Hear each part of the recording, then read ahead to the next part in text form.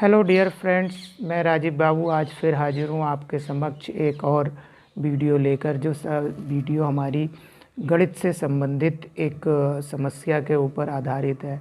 इस वीडियो में हम आज बात करेंगे कि किस तरह से हम मान कार्ड्स के द्वारा, स्थानीय मान कार्ड्स के द्वारा गणित की संख्याओं के लेखन में होने वाली त्रुटि पर बहुत हद तक कंट्रोल कर सकते हैं।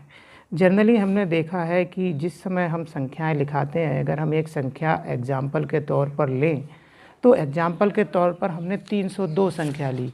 इसका तरीका 302, और हमारे सामने समस्या क्या आती है? हमारे सामने समस्या ये क्रिएट होती है, जो हमारे बच्चे होते हैं और जिन्हें स्थानीय मान का ज्ञान पहले से नहीं है, तो वो अक्सर इस संख्या को लिखते हैं इस तरह से 302।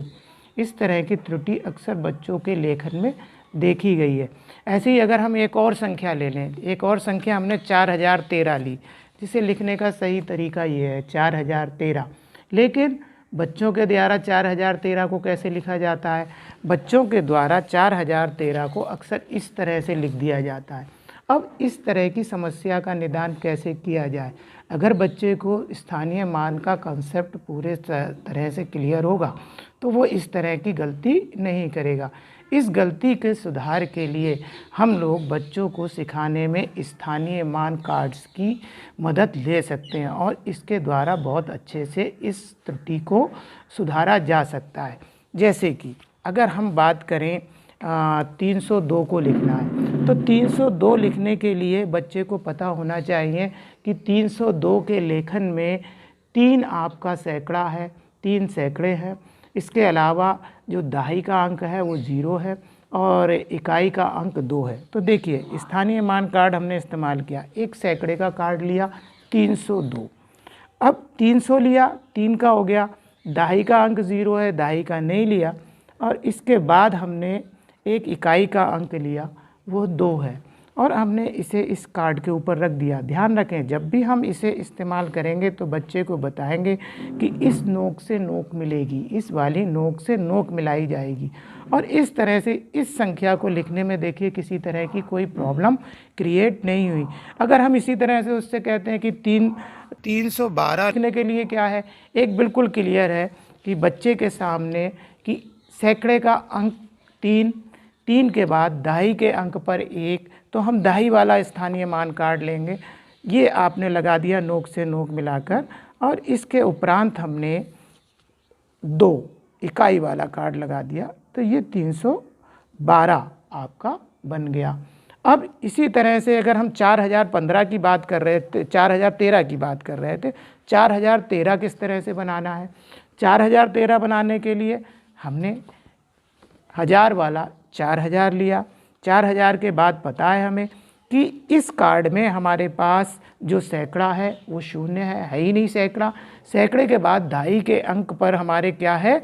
10 है, एक दहाई है, तो 10 के लिए हमने इस तरह से इसके मिलाकर रख दिया, और फिर उसके बाद हमें चाहिए अंक 3, तो इस तरह से ये 3 लगा दिया इकाई के अंक पर। इस तरह से हमारी जो संख्या बननी थी 4013 वो आ गई। तो अगर हम इस तरह से देखें कि स्थानीय मान को लिखने के लिए अगर हम इस तरह से स्थानीय मान कार्ड्स का इस्तेमाल कर सकते हैं। स्थानीय मान कार्ड लिखने की ये विधि जो रहेगी, इसे हम इंडिविजुअल अगर किसी को सिखाना है तब इस्तेमाल कर सकते हैं, या 2-4 बच्चों का छोटा समूह होता है उस पर इस्तेमाल कर सकते हैं। लेकिन यदि हमें आवश्यकता पड़ती है कि क्लास हमारी थोड़ी बड़ी है, 10, 12, 15 या 30 तक के बच्चों की है, हमारे पास समय का अभाव है, हम उन्हें संख्या सिखाना चाहते हैं, तो उन संख्याओं को ले जाए बनाने के लिए हम एक स्थायी मान कार्ड की एक सहायक सामग्री का प्रयोग कर सकते हैं, जो मैं अभी आपको इसके विषय में बता रहा हूँ। ठीक है, बंद कर दो। डियर फ्रेंड्स, अगर हम इसको आपके सामूहिक रूप से, कोई बड़ी क्लास है और बड़ी क्लास में स्थानीय मान कार्ड्स को यूज़ करना चाहते हैं, तो इस तरह के एक उपकरण का प्रयोग कर सकते हैं।